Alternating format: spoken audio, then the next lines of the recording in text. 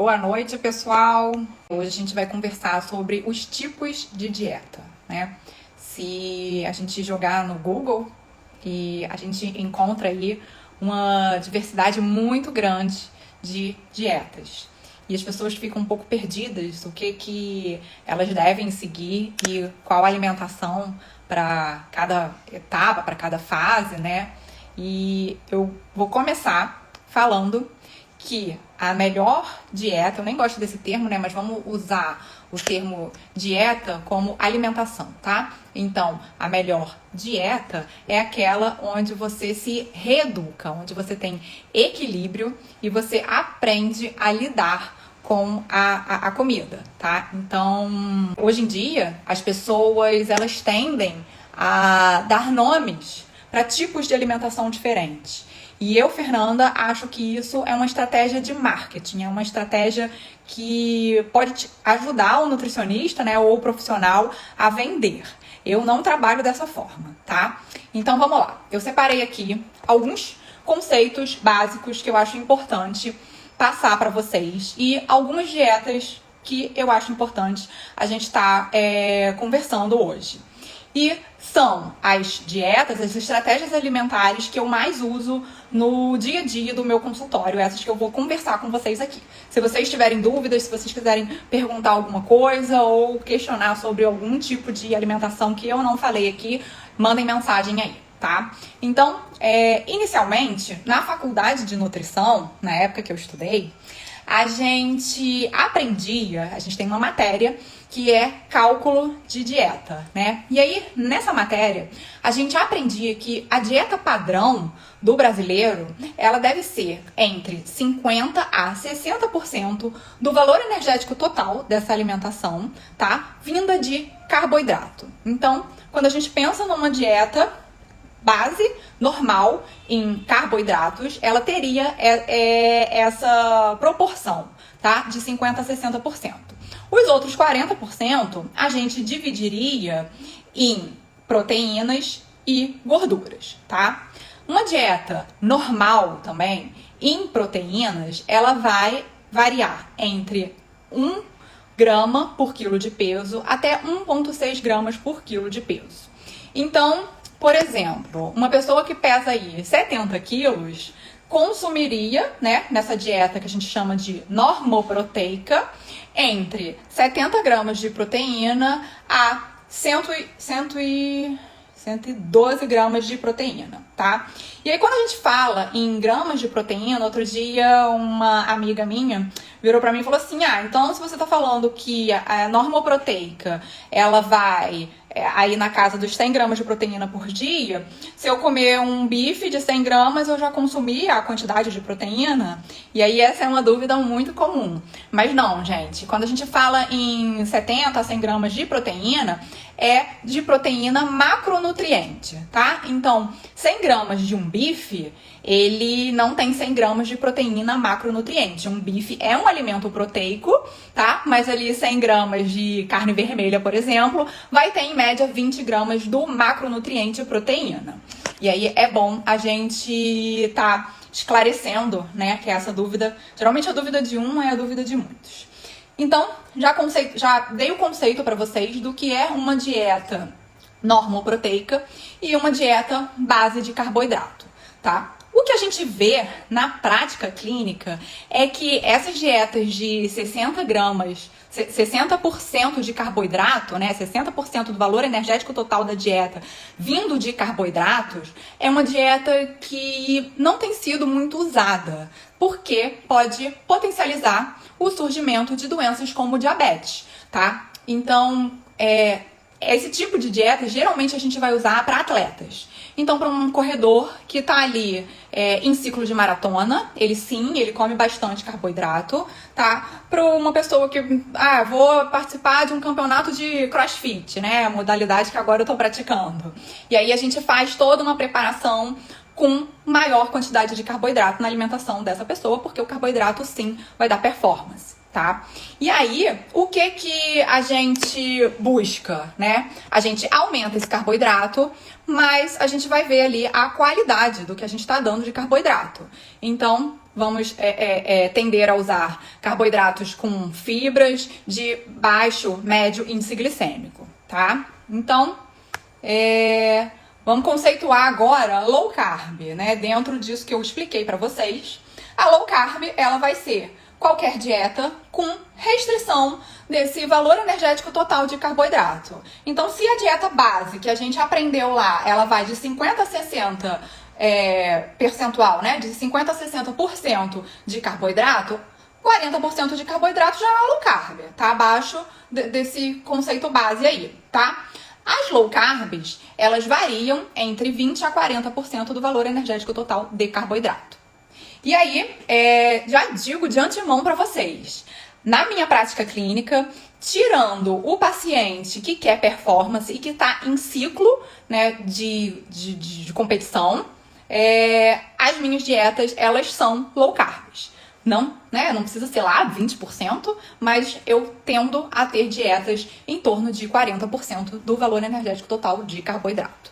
Tá? E aí, a low carb, ela veio, né, como marketing, né, venda, e aí as pessoas já chegam no consultório assim, Fernanda, olha, eu quero uma low carb porque eu li que emagrece mais rápido, tá?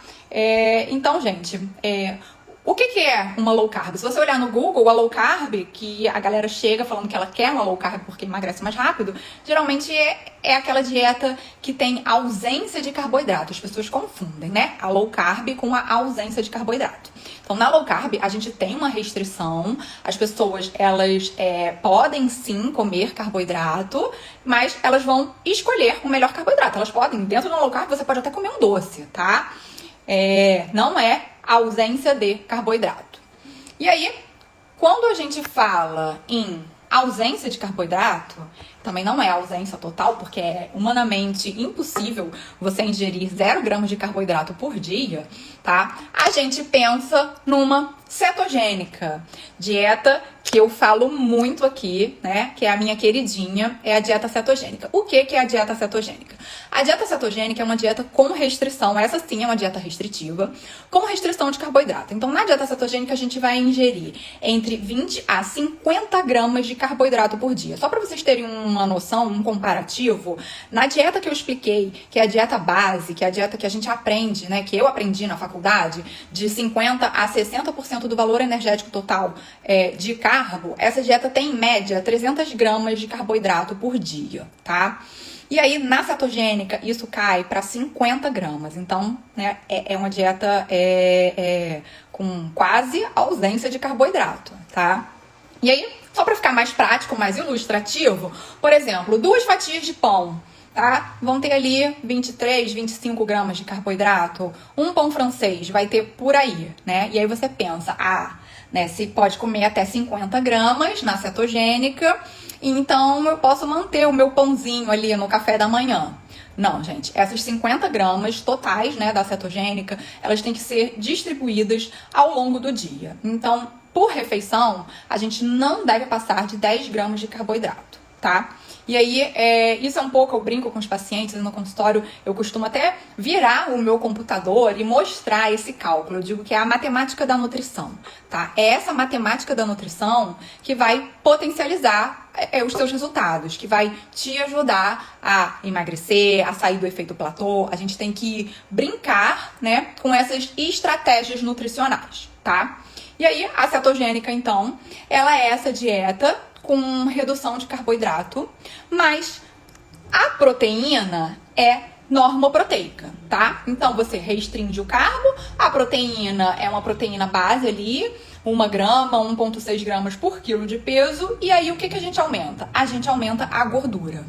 E durante muito tempo se usou cetogênica com excesso de gordura saturada. Então, muita carne vermelha, bacon, tá? E hoje a gente já sabe que esse excesso de gordura saturada é extremamente prejudicial. Então, a gente tende a usar uma cetogênica mais clean, com gorduras boas, gorduras das oleaginosas, as castanhas, né? Gordura do azeite, do abacate, o açaí puro, né? Aquele açaí lá com gosto de terra, tá? sem xarope, sem mel, sem açúcar, também é fonte de gordura boa. Por que a cetogênica emagrece e emagrece rápido?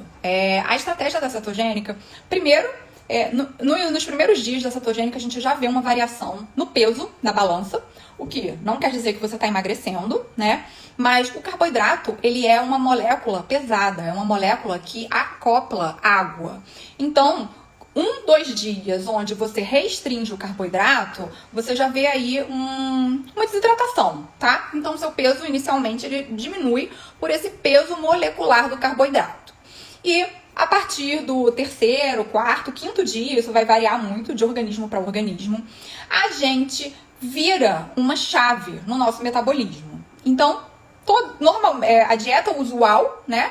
A dieta com a low carb, com 20%, 40% de carboidrato, a dieta base com 50%, 60% de carboidrato, a gente usa a glicose como substrato energético. O que é isso? A gente usa a glicose para dar energia para os nossos, para pensar, para você treinar, para você trabalhar, tá? Para você sobreviver, você usa a glicose. E aí, na cetogênica, a partir de determinados dias em ausência, né, de carboidrato, a gente passa a usar os corpos cetônicos, que é o que dá o nome da dieta cetogênica, tá? Então, corpos cetônicos são, né? Corpos cetônicos é um tipo de gordura onde a gente passa a usar como substrato energético.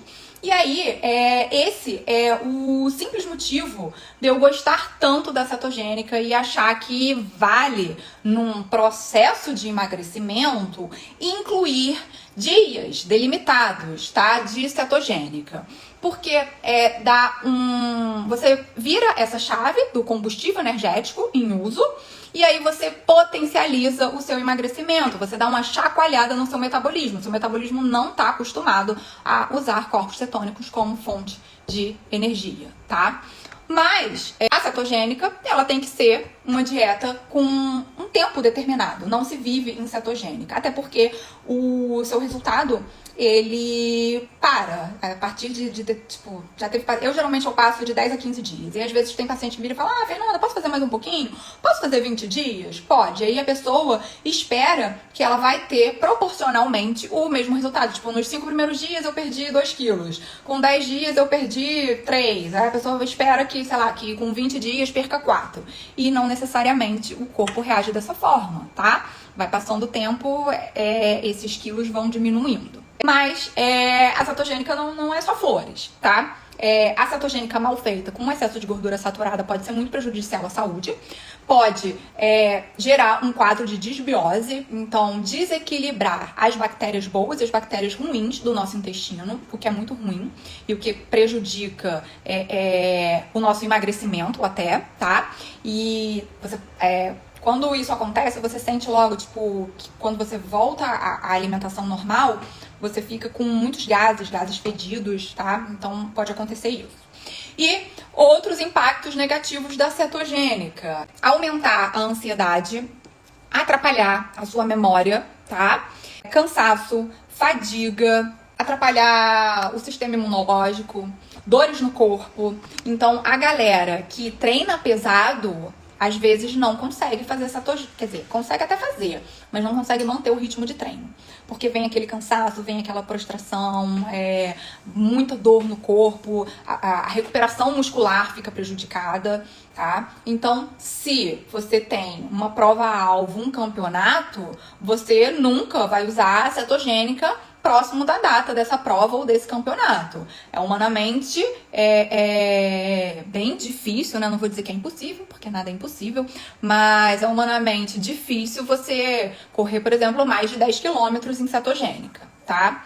E aí, isso vai da adaptação de cada um. As pessoas que elas costumam ter dietas onde elas consomem mais carboidratos, elas vão sentir muito quando elas estão na cetogênica. As pessoas que já estão acostumadas com uma low carb ou que fazem jejum intermitente, que em algum momento já entraram em cetose, elas vão ter mais facilidade e vão sentir menos esses efeitos, tá? Eu tiro até por mim, né? Eu acho que a minha alimentação ela é mais low carb. Eu hoje não tenho feito cetogênica, mas eu fiz vários ciclos de cetogênica e eu conseguia ir treinar em jejum, eu conseguia correr em jejum com um limite, né, desse esforço aí. Nem é bom um esforço de alta intensidade em jejum, tá? Aí eu falei pra vocês, então, do que é uma dieta normal, né? Do que é a low carb e a cetogênica. E aí, algumas pessoas, elas confundem a cetogênica com a dieta da proteína. A dieta da proteína foi uma dieta muito usada nos anos 90. Eu fiz muito essa dieta, gente. Adorava fazer essa dieta. E hoje é uma dieta que caiu em desuso. Por quê? Porque era aquele tipo de dieta que você comia carne à vontade. E você comia embutido à vontade. E você comia, né, carne gorda. Então, hoje, a gente sabe que esse tipo de dieta, ele vai, a longo prazo, vai prejudicar o paciente, tá? Então, esse negócio de picanha com capa de gordura, de bacon, tá? De embutido. Então, isso caiu por desuso. E aí, o que era a dieta da proteína? Era uma dieta hiperproteica. Então, a gente viu lá que a dieta normoproteica, ela tem de 1 a 1,6 gramas de proteína por quilo de peso. A dieta da proteína, ela tinha mais de 1,6 gramas de proteína por quilo de peso. Ela tinha uma restrição de carboidrato, tá? E um aumento de gordura, especialmente gordura saturada, tá? Hoje em dia, eu quase não vejo nenhum profissional falar em dieta da proteína, tá? Existia aquelas do CAN, e aí você tinha períodos, né? Você tinha fases da dieta. Eu nunca fiz essa, mas eu lembro que amigas minhas faziam, e isso era época de colégio ainda. E aí tinha, sei lá, acho que 10 dias da dieta em que você só podia comer proteína.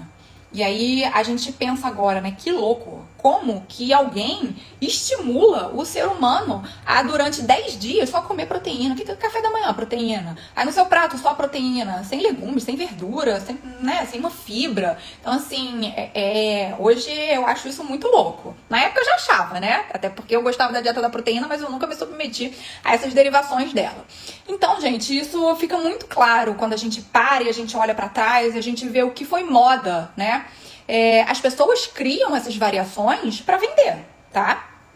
Então, vou falar aqui mais um tipo de dieta, a dieta vegetariana.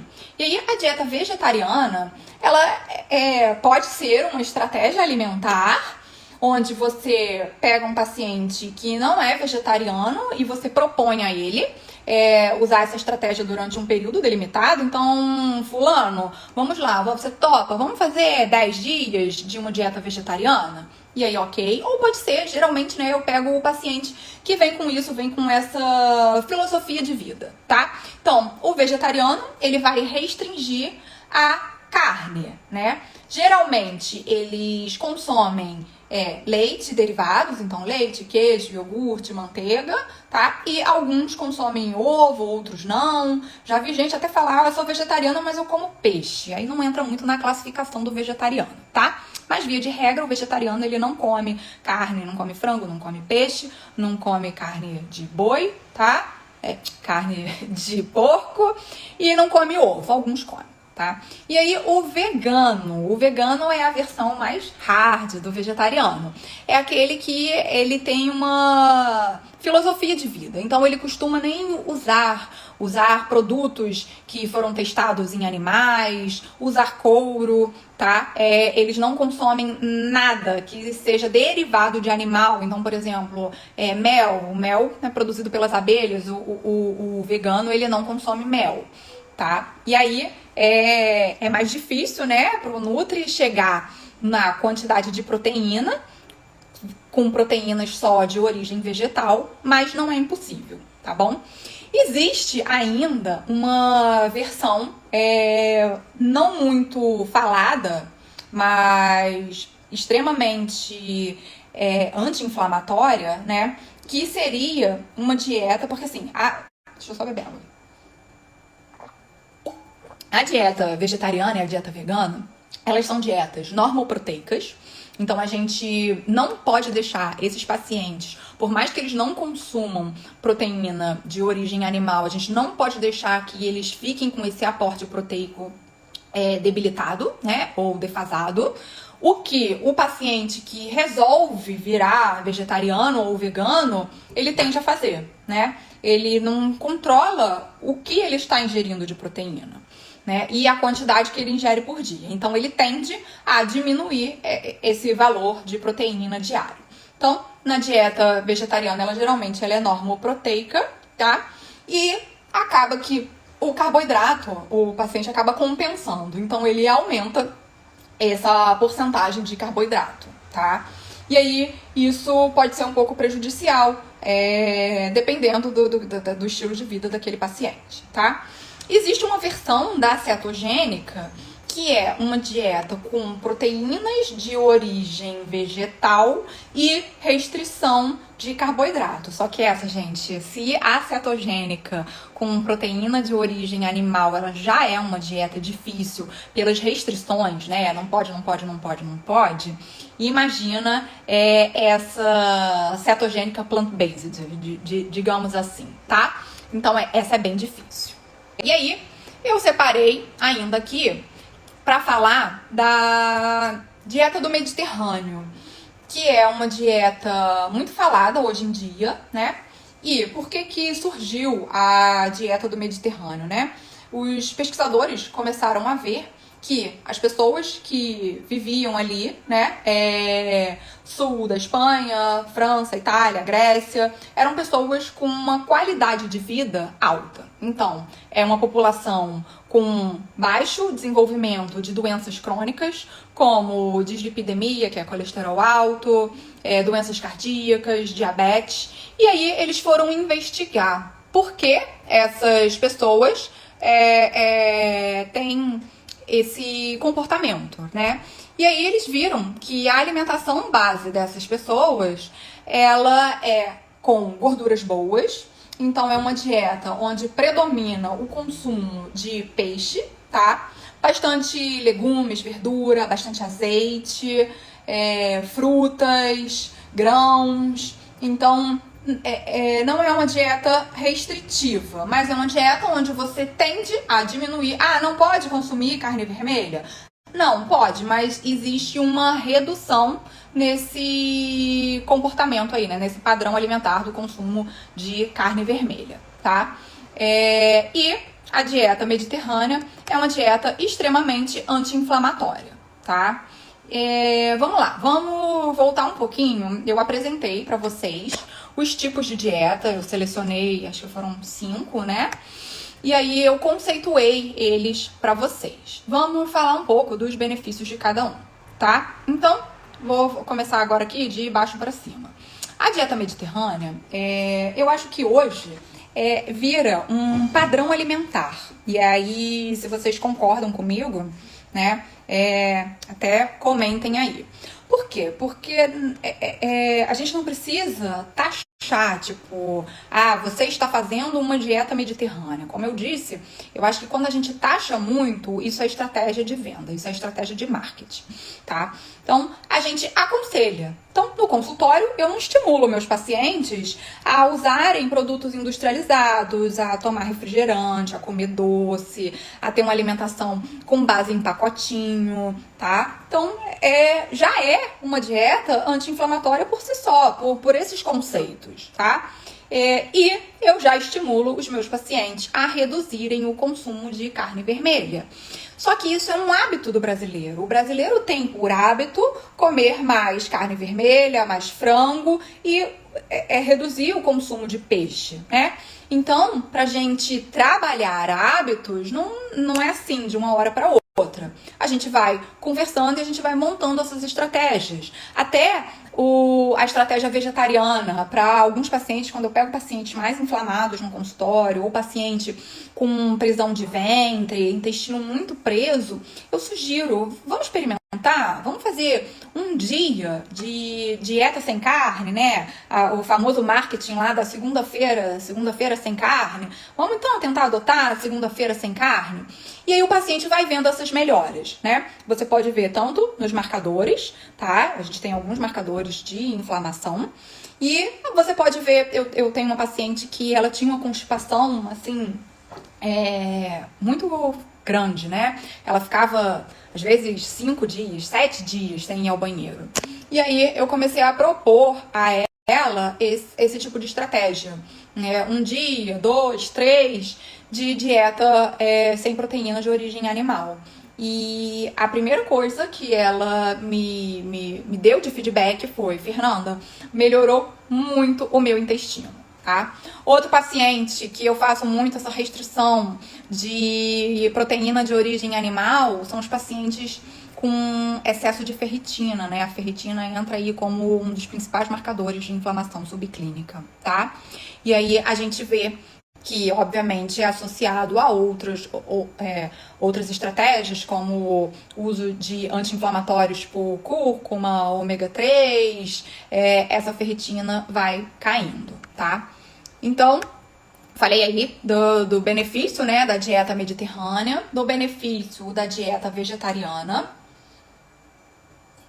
E aí, não necessariamente a gente precisa usar a estratégia vegetariana para pessoa que não é vegetariana, tipo 10 dias, né? Porque quem tem o hábito de comer proteína de origem animal, ficar 10 dias sem proteína de origem animal deve ser muito difícil, né? Então, a gente pode usar essa estratégia, começar com essa estratégia de segunda-feira sem carne, tá? A dieta da proteína, como eu falei, eu, particularmente, nunca mais vi alguém falando que fez dieta de proteína ou algum profissional falando que ainda usa a dieta da proteína. Então eu trouxe ela aqui, mas eu trouxe ela aqui mais até para explicar a diferença da dieta cetogênica para a dieta da proteína. E acho que eu deixei de falar isso daqui, né? Antigamente ela era muito usada. Por quê? Né? Faz essa restrição de carboidrato, potencializa um emagrecimento e é uma dieta que dá bastante saciedade, né? Porque a proteína ela é um dos alimentos que aumentam a nossa saciedade pela produção do hormônio grelina, tá? Mas não é por isso que a gente precisa fazer uma dieta de proteína. Então, uma das estratégias que a gente usa no emagrecimento é contabilizar a quantidade de proteína que o paciente está ingerindo por dia e aí talvez usar algo, eu falei que a normoproteica ela vai de 1 a 1,6 gramas de proteína por quilo de peso. Então você pega aquele paciente que sente muita fome, a gente tenta deixar mais próximo ali do 1,6 gramas de proteína por quilo de peso, para ele tender a ter mais saciedade, tá? Na dieta da proteína dos anos 90, a gente não necessariamente entra em cetose, porque a proteína era à vontade. E aí o excesso de proteína, ele acaba virando açúcar também, tá? Então, quando a gente faz a cetogênica, que é a restrição do carboidrato, com uma normoproteica e aumento de gorduras, aí sim a gente entra em cetose ao passar dos dias, tá?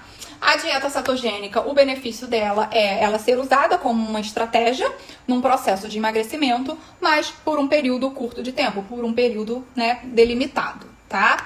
Porque, como eu mostrei pra vocês, a gente restringir muito o carboidrato pode ser prejudicial até para o paciente que tem hipotiroidismo. Então, para o nosso organismo produzir o hormônio T3, né, que é o hormônio ativo, a gente precisa desse carboidrato.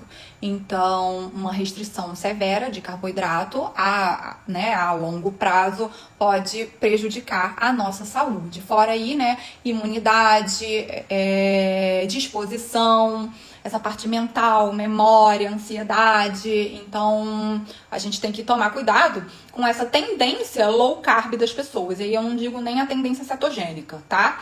Mas a gente vê muito na internet as pessoas as pessoas colocando o carboidrato como vilão. E o carboidrato não é vilão, ele é necessário, tá? Principalmente se você é atleta. E aí, atleta não é aquele cara que vive da atividade, tá? Eu digo atleta amador. Você que corre, você que vai fazer aí a prova de 10, de 21, a maratona, você precisa desse carboidrato, tá? E aí, restringir esse carboidrato vai ser prejudicial à sua saúde e à sua performance na hora de você disputar uma prova. Seja lá a corrida, seja um campeonato de crossfit. Então, gente, quem treina precisa ingerir carboidrato. Não existe esse negócio de vou treinar em jejum, não vou comer pão, não vou comer fruta. Não existe isso, tá? Precisa comer, precisa se alimentar bem. E aí, vocês acabam vendo que quem treina de verdade, quem treina pesado, tá? E tem uma dieta sem ser low carb, e aí eu diria ali com mais ou menos 45 a 50% do valor energético total de carboidrato, porque 60% eu acho muito, tá?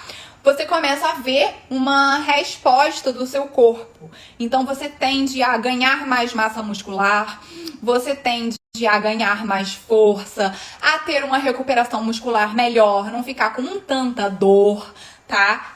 Melhor imunidade. Então a dieta normo em carboidrato, ela é positiva sim. E você até emagrece, mas aí você precisa sim ter um gasto energético, você precisa ter um treino eficaz, tá? Então, por que eu falo que a minha conduta no consultório, na maioria assim, dos casos, ela é low carb. Ela é mais low carb porque as pessoas elas mais enrolam do que elas treinam, tá? Então, já por conhecer, né, esse padrão comportamental, pra gente ter um resultado de emagrecimento, eu jogo um pouco para baixo. E aí, se a pessoa vem mostrando um resultado muito bom ou vem mostrando alguns desses sintomas aí de que tá sentindo falta daquele carbo, né? Ou se é aquela pessoa que treina com algum treinador que eu conheço ou que posta ali o treino, que eu vejo que tem uma sobrecarga, que, sei lá, que pratica um crossfit, que vai no seu limiar aí de esforço, aí a gente sobe esse carboidrato, porque aí a pessoa ela vai responder muito bem, tanto ao emagrecimento quanto ao ganho de massa muscular, né? Na verdade, ganho de massa muscular a gente não faz essa restrição. Eu brinco, eu falo que a gente não constrói nada na vida em déficit. Então, para você aumentar a massa magra, você não pode ter déficit calórico. Então, você não vai ter restrição de nenhum dos 3 macronutrientes, tá?